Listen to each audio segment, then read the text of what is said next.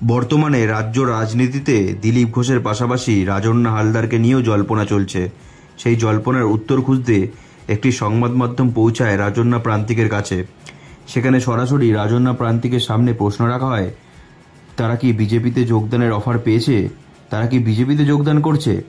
গোটা বিষয়টাকে অপ্রাসঙ্গিক বলে এড়িয়ে যান দুজনই। বিজেপিতে যোগদানের প্রস্তাব এসছে কিনা তাতে তারা যেমন কোনো উত্তর দেয়নি, আবার প্রস্তাব এলে কী করবেন সেই নিয়েও কিছু বলতে শোনা যায়নি।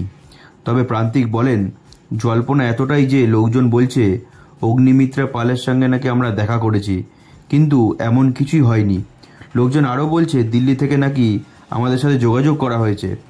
প্রান্তিকের বক্তব্য ধরেই রাজন্না বললেন, কেউ একজন বলছেন আমাদেরকে নাকি ফান্ডিং করা হয়েছে, পেট্রোল পাম্প অফার করা হয়েছে, আমার বাবার ৮ কাঠা জমি দেওয়া হয়েছে বিজেপি থেকে, তাই জন্য নাকি আমরা বিজেপিতে যাব।